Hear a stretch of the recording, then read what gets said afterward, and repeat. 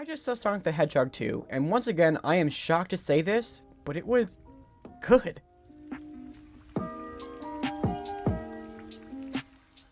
When people think about the Sonic movie, the first thing they go to is making fun of it because, I mean, it's Sonic. But I think Sonic the Hedgehog and now its sequel deserve a lot more credit for what they've accomplished. Since the 90s, they've been churning out video game movies, and the fact that the best one they've done in 30 years is Angelina Jolie's Tomb Raider is disappointing to say the least.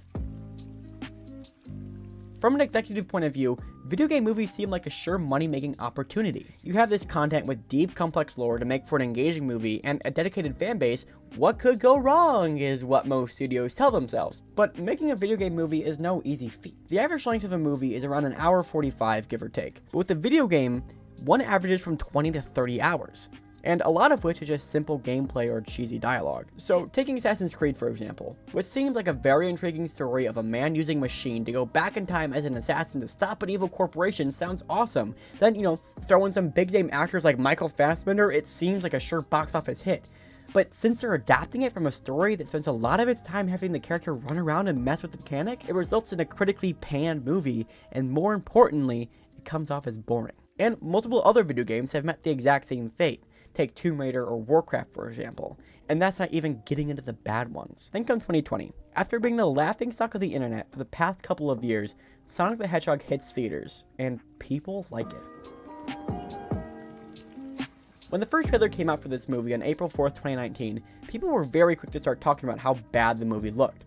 I mean, a large part was because of the initial design of Sonic, but that whole story deserves a video of its own. But what I'm trying to get at is people did not want this to be good. Not only is Sonic not really an IP people care about, but it's also one they more actively make fun of.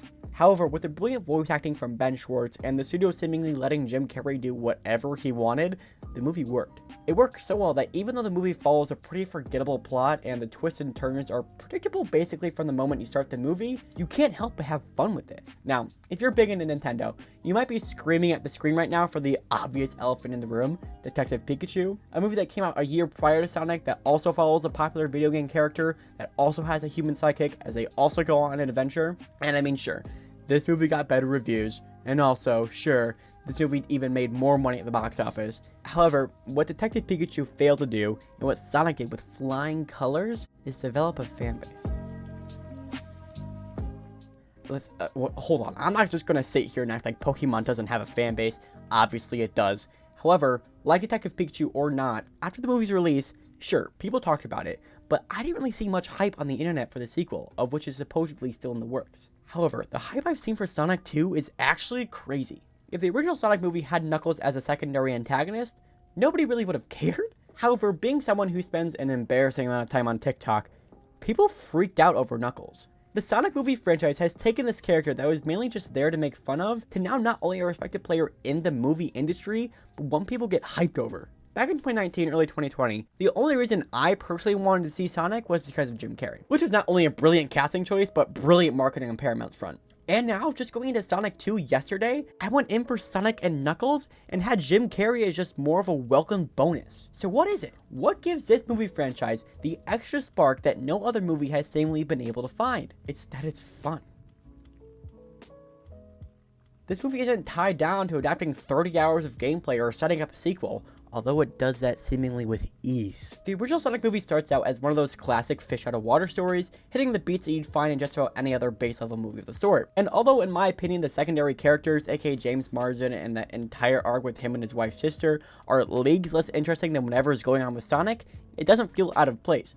I mean, at least for the first one, but that's besides the point. The writers and actors took what was basically a run-of-the-mill plot and made it theirs. One thing to point out is the movie's pacing is excellent, having a perfect runtime of just under 100 minutes and wasting no time shoving in as many quips, action, and sonicness in as possible. But it wouldn't be fair for me to say that this movie is perfect, because it isn't by any means. The two things that stick out for me personally is the dialogue and the humans. I think that's one thing that these fish out of water childhood adaptations have yet to truly get right. Sonic 2 definitely gets closer to that mark of having the perfect amount of human screen time and like actual character screen time, but also in a way Sonic 2 does it even worse, because although there is plenty more human story arcs in the original Sonic movie, its follow-up doesn't have nearly as much, but when it does focus on the humans, it focuses purely on them and it leaves you confused to why you're even watching it. In the original, although it kind of slows the movie down more in general, it all just kind of feels natural. And in regards to the dialogue, my original criticism of a basic plot really shines through here. Jim Carrey and Ben Schwartz are able to get through it and still make it interesting. However, less comedically talented actors like James Marsden just kind of have to deal with it. And it really makes some scenes way less entertaining than they could be, which is at no fault of Marsden, it's just the script isn't that well written. However, once you get to those parts, if you're watching the movie correctly, if that makes any amount of sense, you've turned off your brain by then and it isn't too jarring. Okay, so criticisms over. Okay, taking a dark turn. I saw Morbius a couple weeks ago, and that movie had absolutely no idea what it wanted to be. But Sonic knows exactly what kind of movie it is, and because of that creates a movie that people can click on, turn off their brains, and have a good time watching. As a self-proclaimed member of the film-going community, studios have been teasing us with video game movies.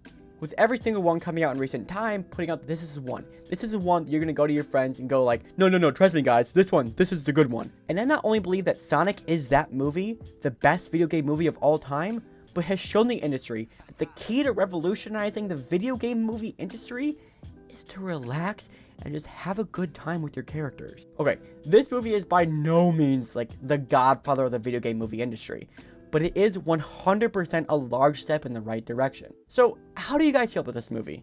How do you guys feel about this franchise in a whole? I'll be keeping a very close eye on the comments, and I'd love to start a conversation when it comes to this franchise. So thank you for sticking around to the end of this video, and while you're here, why not, subscribe and like, and do all the other jazz, right?